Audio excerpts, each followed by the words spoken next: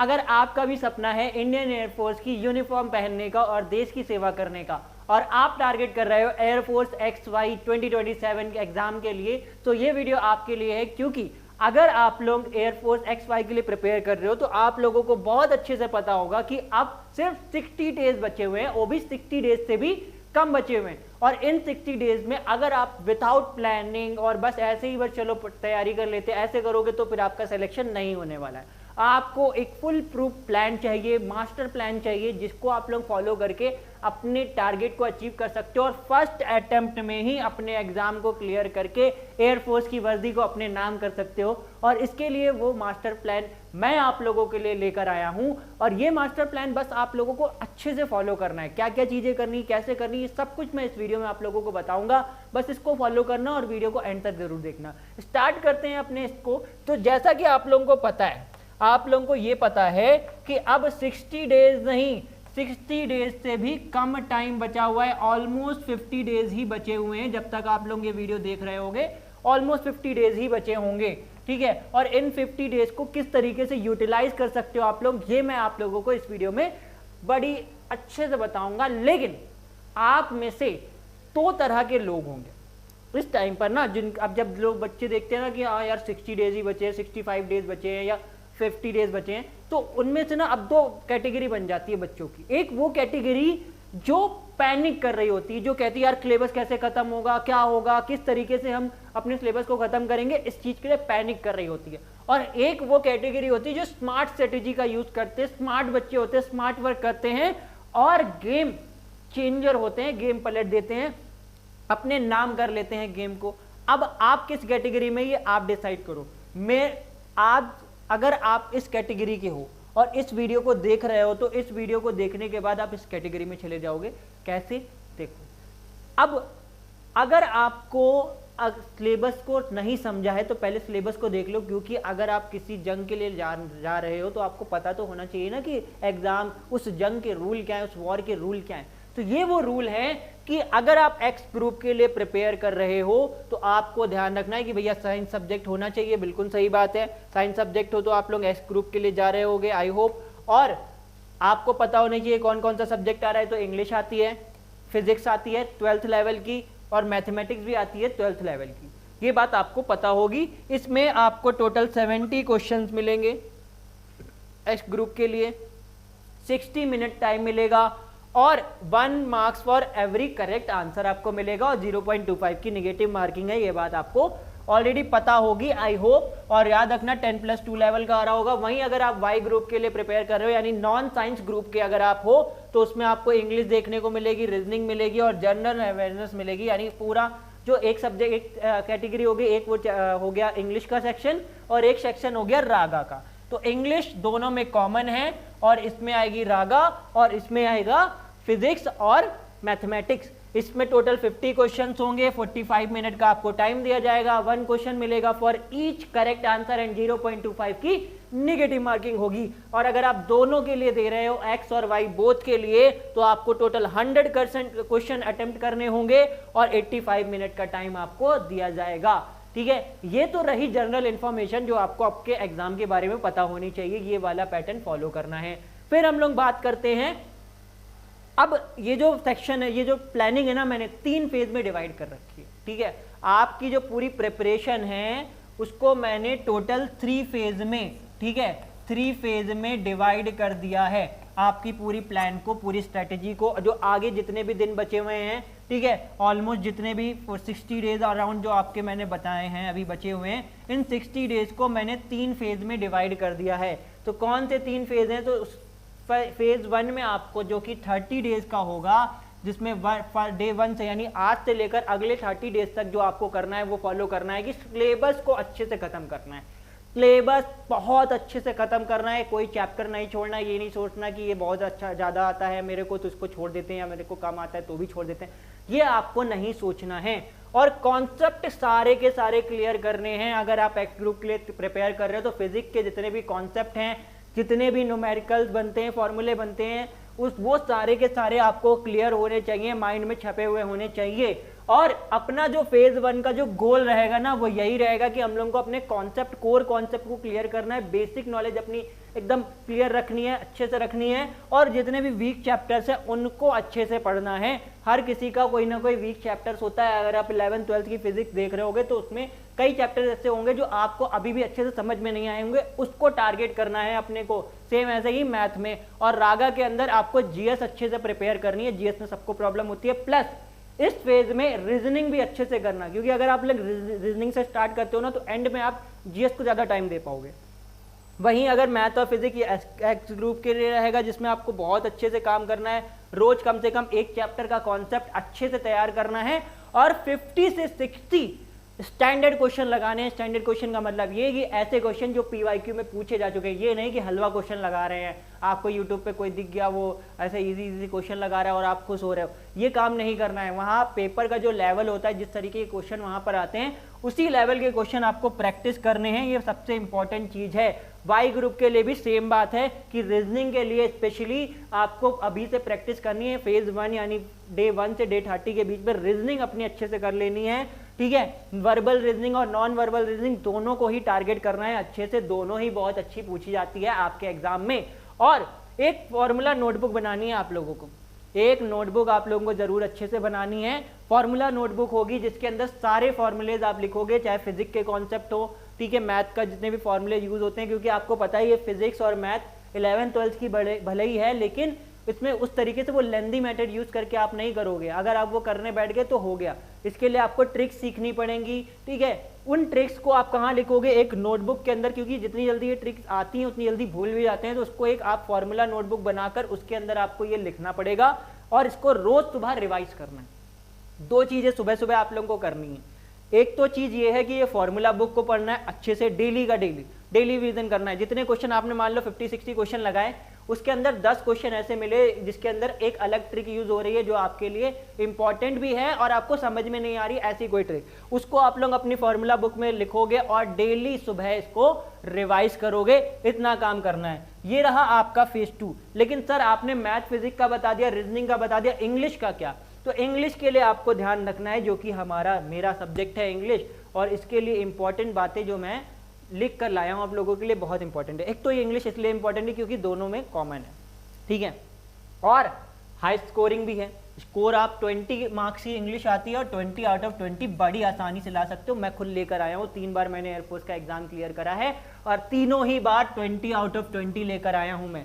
और कैसे लेकर आया हूँ ये मैं आप लोगों को सब सिखाऊंगा इसी चैनल पर। इस चैनल को सब्सक्राइब कर लेना। इंग्लिश सेंट्रल चैनल सिर्फ और सिर्फ आप लोगों के लिए बनाया है, ऐसे बच्चों के लिए जो ऑफलाइन कोचिंग अफोर्ड नहीं कर सकते, जिनको फ्री में पढ़ना है। और ये इंग्लिश सेंट्रल एग्जाम आपको सिर्फ डिफेंस के एग्जाम के लिए नहीं, एसएससी के लिए भी, हर एक एग्जाम के लिए, जितने भी कॉम्पिटिटिव एग्जाम है उसमें इंग्लिश आपको अगर चाहिए तो ये चैनल आप लोगों के लिए सबसे ज्यादा फायदेमंद होने वाला है। और अगर बात करते हैं 2027 में जो आप इसकी एयरफोर्स के एग्जाम की बात करते हैं, तो इसमें आप 20 आउट ऑफ 20 बड़ी आसानी से ला सकते हो। हल्के में बिल्कुल आपको इसको नहीं लेना है। और कैसे आप ला सकते हो 20 आउट ऑफ 20? तो 2 सेक्शन इसके अंदर आते हैं। एक तो आता है वोकैबुलरी का सेक्शन और एक सेक्शन आता है आपका ग्रामर रूल्स का सेक्शन। दोनों ही सेक्शन बहुत ज्यादा इंपॉर्टेंट है, जिसमें वोकैबुलरी सबसे ज्यादा मैटर करती है, इसके अंदर इडियम्स आएंगे, सिनोनियम्स आएंगे, एंटोनियम्स आएंगे। अच्छे लेवल के एंटोनियम्स एनोनियम्स आते हैं, इडियम्स आते हैं, जिनको आपको रटना पड़ेगा। क्या रटना पड़ेगा? नहीं रटना पड़ेगा, ये आपको बता दें कैसे रटना नहीं पड़ेगा। एक एक मैं वोकैबुलरीज आपको निमोनिक्स के थ्रू इतने अच्छे से समझा दूंगा। जैसे फॉर एग्जाम्पल एक वर्ड है एवराइज, ठीक है, एवराइज। अब एवराइज मीन्स होता क्या है? एवराइज मीन्स होता है लालच, ठीक है, ग्रीड। और याद करने का इसका तरीका जानते हो? राइज वर्ड दिख रहा है, राइज वर्ड। राइस से क्या बनता है? राइस का मतलब क्या होता है? चावल। राइस का मतलब क्या होता है? चावल। और चावल से क्या बनती है? बिरयानी। चावल से क्या बनती है? बिरयानी। और बिरयानी को देखते ही अपने को क्या आ जाता है? लालच आ जाता है। इस तरीके से आप लोग याद कर सकते हो। इसी तरीके से फिलैंथ्रोपिस्ट वर्ड सुना होगा आप लोग ने, कैसे याद करोगे? फिलैंथ्रोपिस्ट का मतलब होता है दानी, परोपकारी व्यक्ति। वैसे कैसे याद रखोगे? तो फैला फैला कर जो ध्यान दे देता है वो फिर परोपकारी होता है, फिलैंथ्रोपिस्ट होता है। इस तरीके से आप लोग, ठीक है, कई ऐसे निमोनिक्स के थ्रू आप लोग को सारी की सारी इडियम्स वोकैबुलरी वाला जितना सेक्शन है वो आप लोगों को मैं करा दूंगा। ग्रामर्स के रूल, स्पॉटिंग एरर में सबको मिस्टेक, सब अधिकतर लड़के स्पॉटिंग एरर के अंदर फंसते जरूर है। उनको लगता है यार ये तो सही लग रहा है लेकिन उसमें मिस्टेक होती है, तो उसको कैसे करोगे? तो उसके लिए भी मैं क्लासेस लेकर आ रहा हूँ, इसी चैनल पर लेकर आ रहा हूँ। सर कितने मिनट की क्लास होगी? तो 30 मिनट की क्लास सिर्फ होगी ग्रामर की और 30 मिनट की क्लास आपकी होगी वोकैबुलरी की, बस। और इन 30 मिनट यानी 1 आवर के अंदर आपको पूरी की पूरी इंग्लिश मैं पढ़ा दूंगा और 20 आउट ऑफ 20 की गारंटी भी दे देता हूँ। खैर बात करते हैं इंग्लिश की, तो ये हो गई। और उसके साथ नेक्स्ट फेज, फर्स्ट डे तो कर लिया, 30 डेज हो गए। 30 डेज के बाद आपका टाइम आता है 31 से 45 वाला। कौन सा टाइम आता है? 31 से 45 वाला टाइम। 31 से 45 डेज में आपको क्या करना है? सेक्शनल टेस्ट लगाने हैं और टॉपिक वाइज प्रैक्टिस करनी है। टॉपिक वाइज हर चीज प्रिपेयर करनी है और सेक्शनल टेस्ट लगाने हैं। फॉर एग्जाम्पल आपको काइनेमेटिक्स पढ़ना है फिजिक्स में, वो आपका वीक है, तो उसकी आप पहले उसको पढ़ो और उसके क्वेश्चंस लगाओ, ठीक है? मॉक टेस्ट लगाओ, सेक्शनल वाइज टेस्ट लगाओ। पहले इंग्लिश का लगा लिया, फिर फिजिक्स का लगाया, ठीक है? इस तरीके से सेक्शन वाइज करके लगाना है और टॉपिक वाइज भी लगाना है। जो भी आपको टॉपिक वीक लग रहा है उसके पढ़ने के बाद आपको उसका टेस्ट लगाना है, ठीक है? बात करते हैं, अच्छा इस वाले फेज में अपना एक्शन प्लान क्या होगा? इस वाले फेज में अपना एक्शन प्लान यही होगा कि अब नए कॉन्सेप्ट नहीं पढ़ने, अब जो पढ़ लिया है बस उसके सेक्शनल मॉक टेस्ट लगाने हैं, उसको अच्छे से प्रिपेयर करना है, ठीक है? क्योंकि बहुत ज़्यादा ज़रूरी होता है ये, इसलिए ज़रूरी होता है। आप आगे पढ़ते जा रहे हो लेकिन पीछे का अगर भूलते जा रहे हो तो कोई फायदा नहीं है आपके पढ़ने का। आपको जो अच्छी चीज़ जो अच्छे से आ चुका है ना, उसको दोबारा से दोबारा रिवाइज करना है कि अगर वहाँ से कुछ आ गया तो नहीं छूटना चाहिए। एक्स ग्रुप में आपको फिजिक्स और मैथ के मिक्स्ड क्वेश्चन लगाने हैं। वाई ग्रुप में आपको रीजनिंग और जीए यानी जनरल अवेयरनेस को टारगेट करना है। स्पीड सेट इसके भी स्पीड टेस्ट लगाते रहने हैं, मॉक लगाते रहने हैं इसके, इस चीज़ का ध्यान रखना। अब बात आती है अपने लास्ट वाले टाइम की, जब एंड एकदम पेपर हमारा नज़दीक होगा, फेज 3 चल रहा होगा, उस टाइम पे आप क्या करोगे? उस टाइम पे सिर्फ और सिर्फ मॉक लगाओगे। कोई भी गवर्नमेंट एग्जाम की आप तैयारी करो, कोई भी, छोटे से लेके बड़े तक की, आपको सिर्फ एक ही चीज वहां पर जिता सकती है, वो है मॉक टेस्ट। अगर आप मॉक टेस्ट अच्छे से लगा रहे हो, डेली प्रैक्टिस कर रहे हो और मॉक टेस्ट का एनालिसिस कर रहे हो, सिर्फ मॉक टेस्ट नहीं लगा रहे हो, उसका एनालिसिस भी कर रहे हो कि कहाँ पे गलतियां मेरी हो रही हैं, उसको लिख रहे हो एक जगह पे और उस पर वर्क कर रहे हो, तभी आप आगे निकल सकते हो दूसरों से। और रिवीजन तो अपने को करना ही है। जो फॉर्मूला बुक मैंने आपसे स्टार्टिंग में कहा था बनानी है, उसका रिवीजन करते रहना है। वोकैबुलरी जो अब मैं डेली कराता रहूंगा, उसका रिवीजन आप लोगों को करते रहना है, ठीक है? इसका एक्शन प्लान अपना यही कि रोज एक फुल प्लान टेस्ट लगाना है, ठीक है? और इस चीज का ध्यान रखना ऑनलाइन मोड में लगाना, क्योंकि पेपर आपका ऑनलाइन में हो रहा है, तो ऑनलाइन मोड में ही आपको देना है, बिल्कुल एग्जाम और टाइमिंग के साथ। ऐसा नहीं कि टाइमर नहीं लगा, टाइमर जरूर लगाना, क्योंकि टाइम बहुत मैटर करता है। कई बार ऐसा होता है कि फिजिक्स का पेपर इतना लेंदी आ सकता है, ठीक है, आ जाता है। जैसे मेरे टाइम में बहुत ऐसा हुआ है कि फिजिक्स का पेपर इतना लेंदी आता था कि हम लोगों की काफ़ी चीज़ें छूट जाती थी। आपको उस चीज़ पे वर्क करना है कि टाइमिंग का बहुत अच्छे से ध्यान रखना है,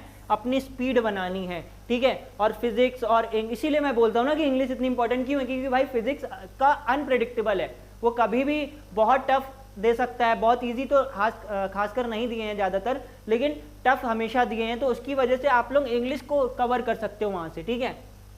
और जो वीक एरियाज है उसको पॉलिश करो, उसको बढ़ाओ, उसको अच्छे से प्रिपेयर करो। फॉर्मूला, वोकैबुलरी, इन सबको डेली का डेली रिवाइज करते रहो। और करंट अफेयर बहुत ज़रूरी है। जीए वाले जो रागा वाले बच्चे हैं, वाई ग्रुप वाले बच्चे, उनके लिए करंट अफेयर बहुत ज़्यादा ज़रूरी है। एंड के टाइम पे बच्चे पढ़ते हैं, ये गलती करते हैं, उनको लास्ट के 6 मंथ के करंट अफेयर अच्छे से पता होने चाहिए, स्पेशली डिफेंस सेक्टर के, इंटरनेशनल, नेशनल यूज़ के और स्पोर्ट के और अवार्ड के। ये करंट अफेयर अच्छे से आप लोगों को करना है, स्मार्ट रिवीजन करना है, ठीक है? 15 डेज आपके लिए, लास्ट के जो 15 डेज होंगे वो बहुत ज़्यादा मैटर करेंगे। इतना चीज़ें आप लोगों को करनी है। करंट अफेयर बहुत ज़्यादा इंपॉर्टेंट है, इसको ध्यान रखना। करंट अफेयर से क्वेश्चन बहुत ज़्यादा पूछता है, ठीक है? बात करते हैं आगे एग्जाम की। तो आपको पता होगा टोटल जो फॉर्म अभी तक फिल हो चुके हैं, टोटल जो फॉर्म फिल हुए हैं अभी तक, वो 35 लाख से ज़्यादा बच्चों ने अभी तक फॉर्म भर दिया है। 35 लाख से ज़्यादा बच्चे, और इन बच्चों के बीच में आपको compete करना है, इनको हराना है।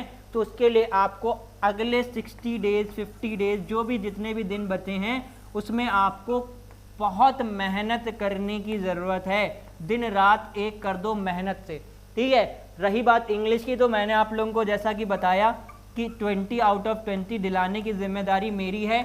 बस आप लोगों को क्या करना है, चैनल पे एक्टिव रहना है, चैनल को सब्सक्राइब कर लेना, जितनी भी क्लासेस आ रही हैं, वीडियोस आ रही हैं, उनको अच्छे से देखना। बाकी इंग्लिश में मैं आप लोगों का पूरा सिलेबस खत्म करा दूंगा, गारंटी मेरी है। अच्छे से करना, 110% आपको आपकी वर्दी जरूर मिलेगी, ठीक है। इंग्लिश में जैसा मैंने वादा किया वो आपको मिलेगा ही, बाकी जो सब्जेक्ट अगर आप कहोगे तो उसके भी आप लोगों को मिल जाएंगे। कंप्लीट सिलेबस अगर चाहते हो तो मेरे टेलीग्राम चैनल को फॉलो कर लेना, वहां पर जाकर आपको पूरा कंप्लीट चैनल भी सिलेबस भी मिल जाएगा। और रही बात इंग्लिश की, जैसा मैंने आप लोगों को बोला कि बेस्ट कंटेंट के साथ आऊँगा, इंग्लिश सेंट्रल नाम है, याद रखना। आगे बहुत सुनने वाले हो उस चैनल का नाम, क्योंकि सबसे बेस्ट कंटेंट अगर कहीं मिलेगा तो वो यहीं पर मिलेगा। मिलते हैं नेक्स्ट वीडियो में, अपनी तैयारी में लग जाओ। और एक इम्पॉर्टेंट बात जो मैंने आप लोगों को नहीं बताई वो मैं आप लोगों को बता देता हूँ। इम्पॉर्टेंट बात ये है कि आप किसी भी डिफेंस एग्जाम की प्रिपरेशन कर रहे हो, किसी भी डिफेंस एग्जाम की प्रिपरेशन कर रहे हो ना, उसमें 3 फेजेस आपको मिलेंगे। किसी भी डिफेंस एग्जाम में जाओगे आपको 3 फेजेस देखने को मिलेंगे। पहला रिटन होगा, दूसरा आपका फिजिकल वाला पार्ट होगा, ठीक है, फिजिकल वाला पार्ट होगा, और तीसरा आपका होगा मेडिकल वाला पार्ट। और किसी भी डिफेंस एग्जाम की प्रिपरेशन के लिए आपको एक चीज़ का ध्यान रखना है कि पीछे से स्टार्ट करना है, तैयारी करना है। पहले अपने आप को ये चेक करना है कि क्या मेडिकली मैं फिट हूँ या नहीं हूँ, कहीं मेरे अंदर कोई प्रॉब्लम तो नहीं है, बॉडी में कोई डिफॉल्ट तो नहीं है, वो सारी चीज़ें चेक करवानी है अपनी। तो पीछे सबसे पहले मेडिकल तैयार करना है, फिर आना है फिजिकल पे। डेली रनिंग करनी है, अपनी बॉडी पे वर्क करना है। रनिंग अगर नहीं करोगे, मेरे साथ यही मिस्टेक करी मैंने अपनी लाइफ में, जिसकी वजह से मेरा सिलेक्शन होते होते रह गया। मैंने पेपर तो बहुत अच्छे से निकाला, 3 बार निकाला, लेकिन फिजिकल पे मैं ध्यान नहीं दे पाया। फिजिकल अगर आप अच्छे से ध्यान दोगे, डेली रनिंग करो, ठीक है, और बॉडी बनाने पे ध्यान दो। बॉडी बनाने का मतलब रनिंग वगैरह करो, पुशअप वगैरह करो, जितनी भी चीजें इसमें आती हैं, रनिंग होता है, पुशअप होता है, सिटअप होता है, ठीक है, पुलअप होता है, उसको करो। और फिर रिटर्न पे काम करो, पीछे से हमेशा करना स्टार्ट करो। रिटर्न की रिस्पॉन्सिबिलिटी तो मैं ले ही रहा हूं, मेडिकल आपको चेक करना है, फिजिकल की प्रिपरेशन करनी है, क्योंकि फेज 1 आपका मान लो क्लियर हो गया, उसके बाद फेज 2 में बहुत ज़्यादा समय नहीं दिया जाता कि आप ये सोचो कि जब मेरा पता चल जाएगा कि मेरा पेपर हो चुका है तब हम जाएंगे दौड़ने, ऐसा बिल्कुल नहीं होता है, ठीक है। तो रिटर्न, फिर फिजिकल की तैयारी, पहले मेडिकल देखो, फिर फिजिकल की तैयारी भी साथ साथ करते रहो, और रिटर्न की प्रिपरेशन आपको करनी स्टार्ट कर देनी है। और लग जाओ काम पर, मेहनत करो, खूब मेहनत करो, अपने माँ बाप का नाम रोशन करो। वर्दी जब पहनोगे ना, तो जो आज मेहनत कर रहे हो ना, गारंटी दे रहा हूँ उसका फल इतना अच्छा होगा कि तुम बिलीव नहीं कर सकते। वो वर्दी की शान ही कुछ अलग है। जब वर्दी जब बॉडी पे आती है ना, तो अपने आप सीना चौड़ा हो जाता है। तो प्रिपरेशन करना स्टार्ट कर दो। मिलते हैं नेक्स्ट वीडियो में, चैनल पे वीडियो आती रहेंगी, सब्सक्राइब जरूर कर लेना। मिलते हैं नेक्स्ट वीडियो में, तब तक के लिए हंसते रहो, मुस्कुराते रहो और देखते रहो।